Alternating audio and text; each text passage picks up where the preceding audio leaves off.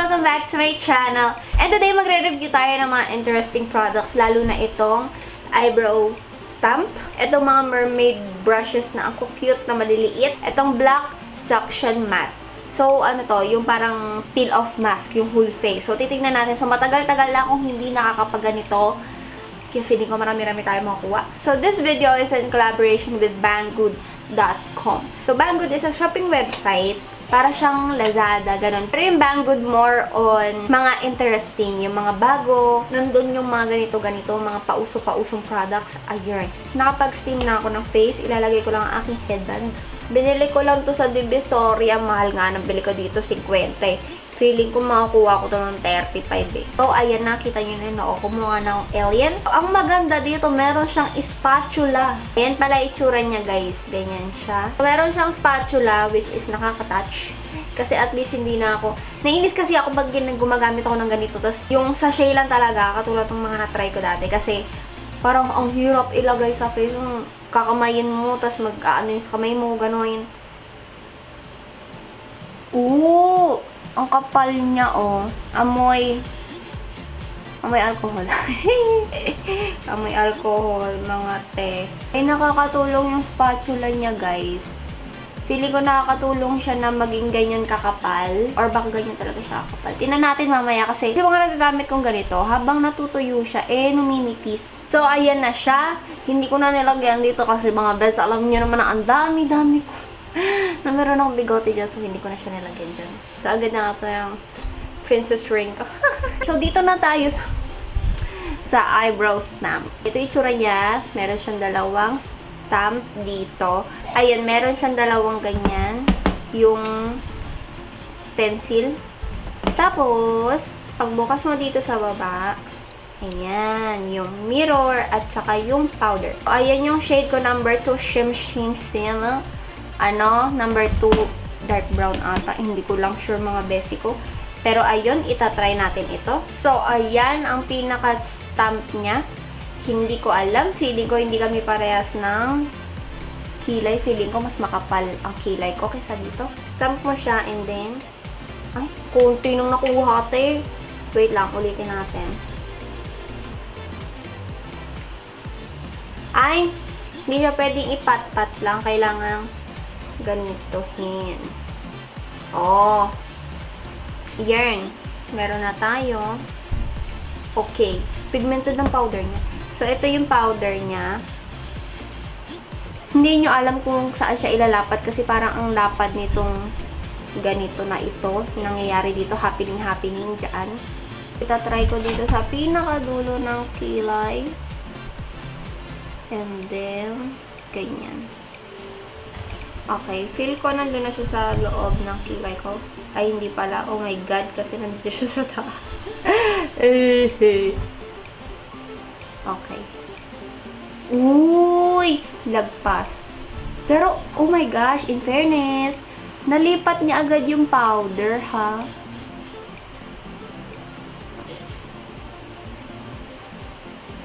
Hindi ko lang talaga siya ka-size. At saka, nahihirapan ako dito. Okay, try na naman natin yung kabila. Okay, feel na lang. Feeling ko, ayan yung kilay ko. And then, uy, bes, na-feel-in niya talaga, te. Like, ang galing mag-deposit ng powder dito sa skin. Kaso nga lang, hindi ko siya ka-shape.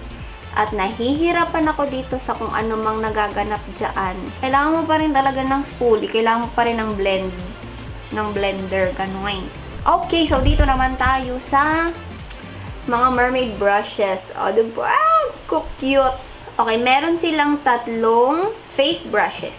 Ito pang powder, kaso flat siya dyan. Ito naman, ganyan, tapered, fluffy tapered. Flat na angled. Ayan. Tapos, ito naman yung eye brushes. Ito, flat na paikot, angled na flat, at saka tapered din. Parang katulad lang din, mini version lang ng mga face brushes. Ito, gold yung ferrule, at saka ganyan. So, kung i-compare siya sa kamay, ganyan siya kahaba. Maganda to for traveling. Dito sa ferrule, ito yung medyo crucial na part kasi dapat maayos yung pagkakaglue dyan. Kasi dito, masukat ang tibay ng iyong brush.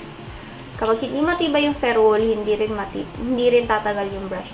So far dito sa mga to, walang umaalog na ferrule. Nakadikit siya, intact talaga siya dyan. Tapos yung, nahugasan ko na to pagdating dito sa akin bago ko gamitin ngayon. Tapos yung feel ng brush niya, super soft. So, hindi ko siya magagamit ngayon sa aking face kasi nga meron tayong mask. Pero, itatry ko na lang sa aking eyes. Okay, so maglalagay muna ako ng concealer para lang mawala yung pagkadar niya ng aking eyes. Tapos, isi-set ko lang muna yon gamit itong face brush. Tingnan niyo yung face brush. Sakto lang siya dyan sa mata ko. So, ito yung gagamitin ko pang set ng powder. For the whole eyelid, gagamitin natin itong maliit na powder brush. Ayan, yung flattest fluffy. Try natin itong black. Ayan siya sa brush. May nalilipat ka sa sobrang subtle. Ayan, nabibuild na yung kulay. Oh, okay lang. Na-transfer niya sa mata ko yung dark shade ng maayos. Lalo na pag pat-pat yung ginamit. Ayan, kaso mas marami talaga dumidikit dito sa brush niya. Kahit iganyan nyo siya sa skin, konti na lang yung lumalabas. Maganda siya pang blend, pero hindi siya maganda pang lagay ng pigment. For me, ha? Kasi lalo na't medyo fluffy siya. Eh, di ba pag naglalagay tayo ng black eyeshadow dito madalas sa dulo, hindi to bagay doon. Siguro pang blend, oo, pero paglagay ng eyeshadows, hindi. So, ayun na yung sa brushes. So, yung sa mask, medyo basa-basa pa siya. So, I'll check you guys later pag kailangan na natin siya tanggalin. Okay, ayan siya. Shiny kapag tuyo na. Ayan, tapos medyo natanggal na rin siya dito. Kakakain ko kasi ganun akong ganun. Tatanggalin na natin siya. Okay. Uy, ang bilis niya na natanggal. Tapos buo siya natanggal, mga te. Okay, dito na dito sa gilid. Masakit na naman dito. Oh, may gulay. Ang basic ko, buo siya matanggal. Oh. Buo, hindi katulad ng iba na nare-rip din siya. 1, 2, 3. 1, 2. Uy, ang bilis niya. Ang lawak na nararating ng 1, 2, 3. Isang ganun ang lawak na nararating. So, hoping dito sa ilar. Okay.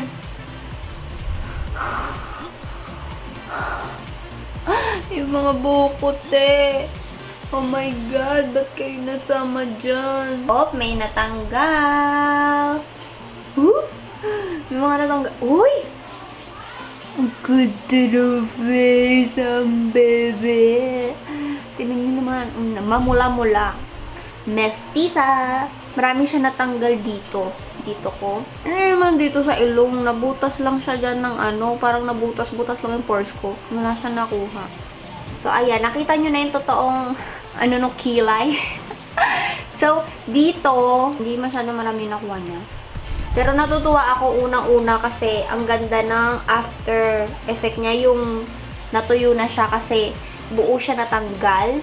Hindi siya ganun kahirap tanggalin kasi yung mahirap sa iba, pag nirip mo, maririp din yung mask. Kaya imbis na isang ganun na buo matatanggal, ang dami mo pang hiwa-hiwalay pa yun.